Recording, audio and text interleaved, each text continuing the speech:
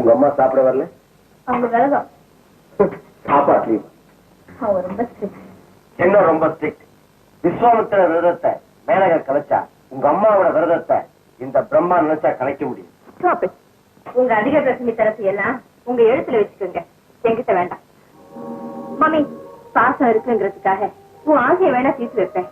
ஆனா உன்னால ஒரு அவமானத்தை தாங்கிக்க மாட்டேன்.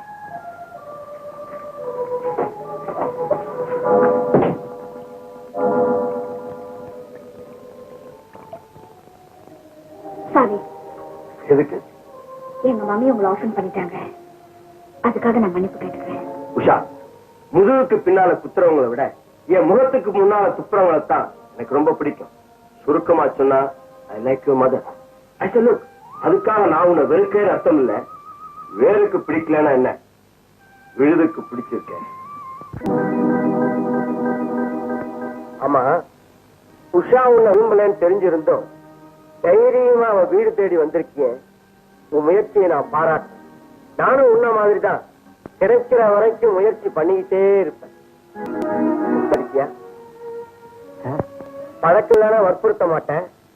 பாவம்னு நினைச்சா நான் பொறுத்துக்க மாட்டேன். இது தப்பு இல்லைங்கிறீங்களா?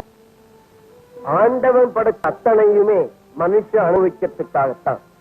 எதையுமே அனுபவிக்காம 100 வருஷம் வாழ்றத எல்லாத்தையும் அனுபவிச்சுட்டு ஒரு 20 வருஷம் வாழ்ந்தாலே போதும் நினைக்கிறவன். Bye bye. நான் எழுதுற புத்தகம் எல்லாம் படிக்கிறது உண்டா? இனிமே படிக்கணும்னு முடிவு பண்ணிருக்கேன். அப்படி படிக்கிறா இருந்தா ஒருவன் ஒருத்தியையோ அல்லது ஒருத்தி ஒருவனையோ விரும்புறதுக்கு அழகும் இளமையும் மட்டுமல்ல, அதுக்கும் அப்பாற்பட்ட ஒரு காரணம் இருக்கு. ஒரு புத்தகம் எழுதியிருக்கேன். பண்பாடு கெட்டு போச்சுன்னு கூச்சல் போடுற பசங்களுக்கு அந்த என் புத்தகம் ஒரு தேள். புத்தறிவாளனுக்கு அது தேன். அந்த புத்தகத்தோட பேர் என்ன சார்? புத்தத்திலிருந்து முகம் வரை. புத்தத்திலிருந்து முகூர்த்தம் வரை.